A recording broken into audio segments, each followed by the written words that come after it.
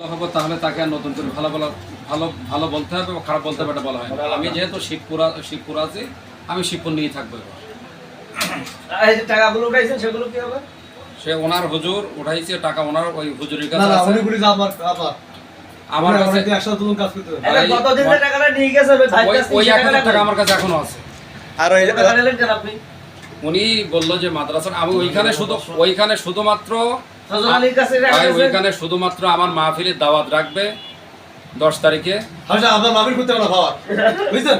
আর বাদে মাহফিল করতে হবে। এই দেখেন আমি খাওয়া তাও একটা কথা বলি। হুজুর আপনি কিন্তু আবার বললেন যে 1000 টাকা, কিন্তু ফজর আলীর ওই টাকাটা কার কাছে? কমিটিতে আমার একটা সদস্য লাগবে, তা বললো আমি শুনুন হামিদ সাহেব, বড় বাজার থেকে যে টাকা নিয়েছে সে টাকা আপনার কাছে জমা দিয়েছে? হুজুরের কাছে হুজুর তো বলতে শুধু এক জায়গার টাকা আছে হুজুরের কাছে, বড় বাজারের টাকা নেই। টাকা হিসাব দিতে হবে, সেই টাকা দিতে হবে। তো হুজুর তো বলতেছে শুধু এক জায়গার টাকা রয়েছে, আর কোনো জায়গার টাকা নেই। এই শুনেন বাবাজি, এই মোট কত টাকা তুলেছেন বলেন, আনুমানিক বলেন। আমি জানি বাপ ওই খাতা দিয়ে এই খাতা- বাইজিত তো বাইজিত হ্যাঁ বাইজিত সে কোন যায় বাইজিত কই? সে হলো ওই বাইজেদ কি আসে? বাইজিত ওই কি করে ওই কালেকশন এই করতো। লাইভ দাও তাই। সে কি করে আর কি করে কালেকশন আর কি? আমার কথা কি জানেন? শোনেন, আমার সহজনক। এটা টাকা কি হবে?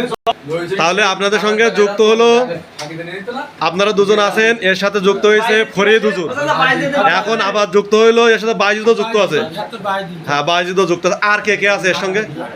আচ্ছা তাহলে আমরা আর একটু কল দিয়ে দেখি আর কেউ আছে কিনা। কত টাকা মোট কত লাখ টাকা আছে আনুমানিক বলেন। আমি